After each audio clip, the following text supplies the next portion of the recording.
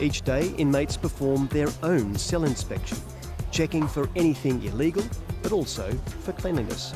Does Eric worry about having his family in here? So he's very happy to have his family here. Before these, kingpins came to power, it used to be like no man's land. And you got out.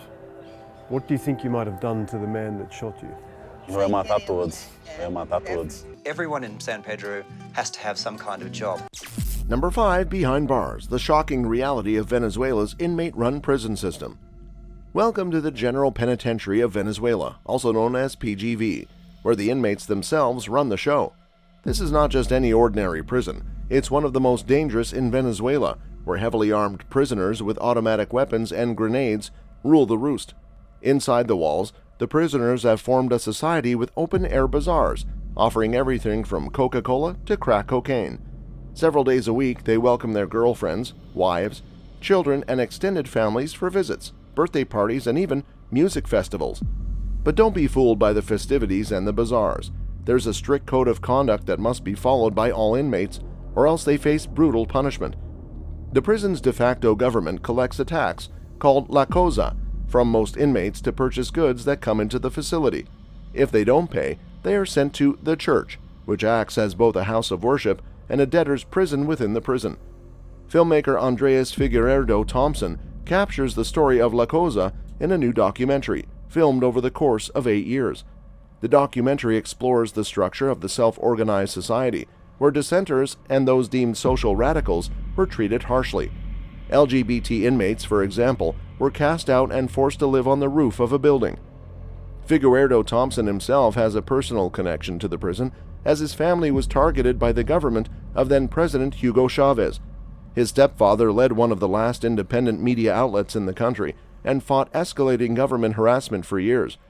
But the year after Figueiredo Thompson began production on La Cosa, Chavez declared his stepfather a political enemy of the revolution, forcing his family to flee to the U.S. The prison population has exploded in recent years, with mostly poor Venezuelans being cracked down for alleged petty offenses by the regime of Chavez's successor, Nicolás Maduro. The military embarks on a campaign to retake several inmate-run prisons, setting up a showdown in 2016 at the prison where Figueiredo Thompson shot most of his footage. For part of the last decade, PGV was not just a prison but also a venue for musicians and sports stars, a place where people came from nearby towns or even as far as Caracas for a party.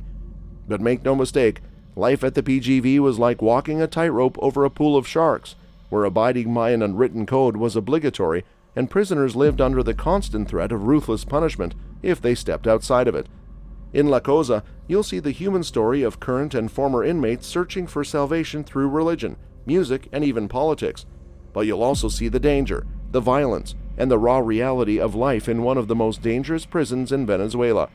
This is a story you won't soon forget, a tale of a prison where the inmates run the show, and where life is not just tough, it's a constant struggle to survive. Before these, kingpins came to power, it used to be like no man's land. It felt almost like a war zone, like post-apocalyptic thing. To see the children, like children going in and out of the prison, and there used to be a lot more bloodbaths. There was this type of military dictatorship code, which was really weird. Number 4, inmates in charge, inside the radical Brazilian prisons giving keys to redemption. Welcome to the world of APAC prisons, where the inmates are given the keys to their own cells. It might sound crazy, but trust us, it works. Once a prisoner, always a prisoner, right? Not necessarily.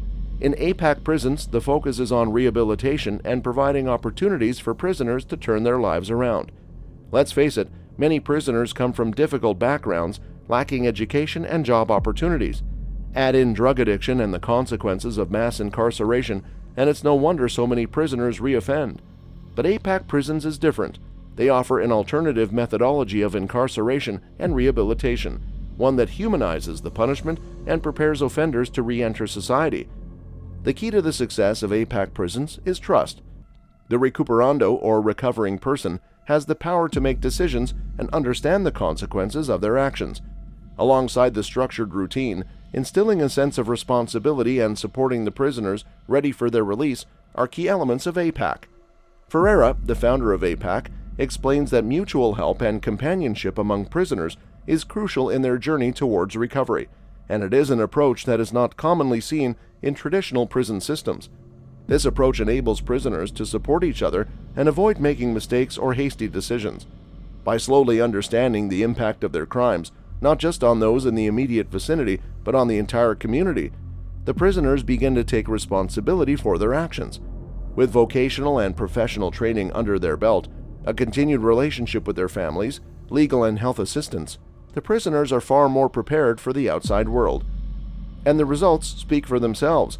Recidivism ranges between 7 and 20%, much lower than in traditional prisons. The cost to the public purse is also much lower, at 1/3 of that spent in state prisons. But this is no ordinary jail. In APAC, education is compulsory. Each day, inmates perform their own cell inspection, checking for anything illegal, but also for cleanliness. And you got out. What do you think you might have done to the man that shot you? Eu ia matar todos. Eu ia matar todos. No weapons, rebellions, or acts of violence have ever been recorded in the system's history. So there you have it. The inmates are in charge in APAC prisons, but with trust, responsibility, and support, they are given the opportunity to turn their lives around and re-enter society as productive members. It's a win-win situation for everyone involved. Number 3, San Pedro Prison, a self-run world of cocaine and class divide. The city of La Paz in Bolivia is known for many things, but perhaps the most notorious is the San Pedro Prison. This place is not your typical prison, where the government runs everything and provides food, shelter, and other basic necessities to the inmates. No, at San Pedro, the inmates run the show.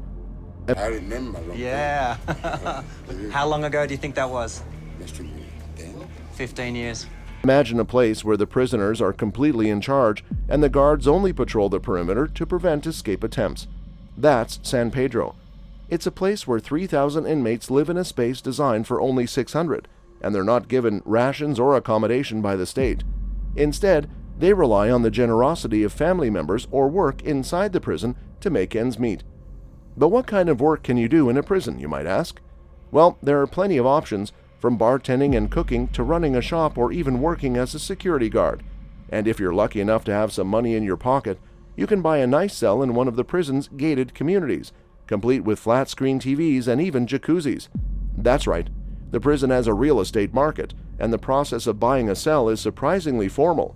You can find available cells advertised on leaflets throughout the complex, and you can purchase them directly from the prison mayor or through a freelance real estate agent. You'll need to pay taxes on your real estate to cover things like maintenance, security, cleaning, renovation, and even the occasional event. But San Pedro is not just a place to live, it's also a place to govern. Each section of the prison has its own administrative officials who oversee everything from housing and security to punishment and sanitation.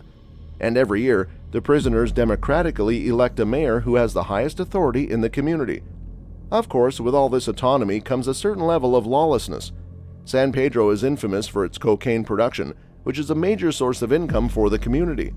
Huge, elaborate labs produce what is said to be the country's finest cocaine, while smaller clandestine operations produce just enough to supply the prison's many addicts. And with 80% of inmates inside for drug-related offenses, it's no surprise that addiction is rampant throughout the complex. The women and children who live in San Pedro are perhaps the most vulnerable members of the community. Women are forced to live on the inside with their husbands, as they can't afford to support themselves alone.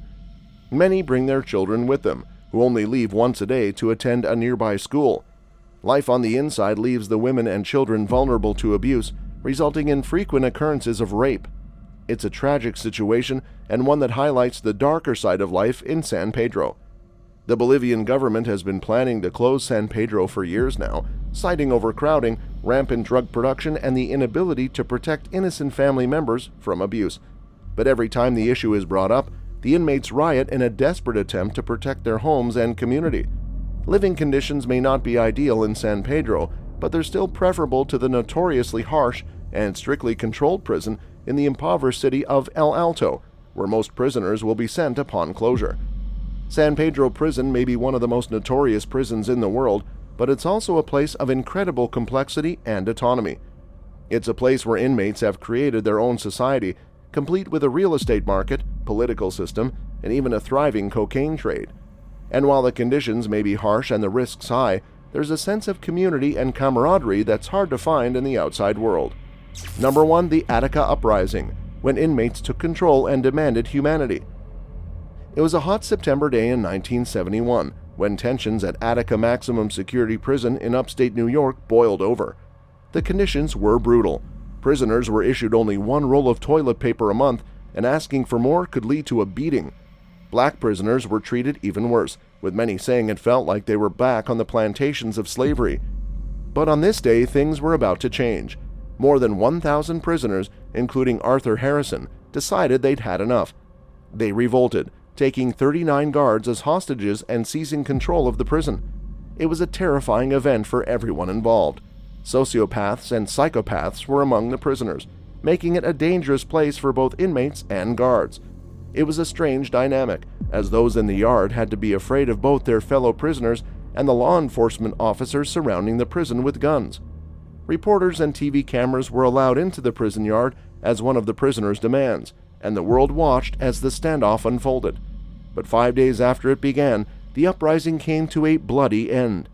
Law enforcement officers assaulted the prison, and 39 prisoners and hostages' lives were taken, all by law enforcement gunfire. Harrison was shot in the back of his arm, and the surviving prisoners were stripped naked and forced to crawl through a latrine before running down a hall between 2 rows of guards who beat them. The story of the Attica prison revolt is one about race, class, power, and prison reform, themes that still resonate today. Attica was divided into 4 sections, and the hallways all met at a place called Times Square. When the prisoners started to rebel, they banged on the gate at Times Square, which had a faulty weld. The gate broke, and the prisoners seized the guards there, quickly taking control of the entire prison. The prisoners had 30 demands, including amnesty for the uprising. Most of the demands were simple things like more toilet paper and more visiting hours, but the one demand that everything hinged on was amnesty. The prisoners wanted amnesty for anything that happened during the riot, fearing they would all be tried en masse for everything. It was a dramatic and tragic event, but one that had a profound impact on the prison system in the United States.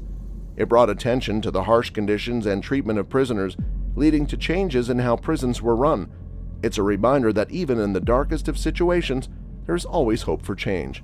That's all for today, folks. See you next time.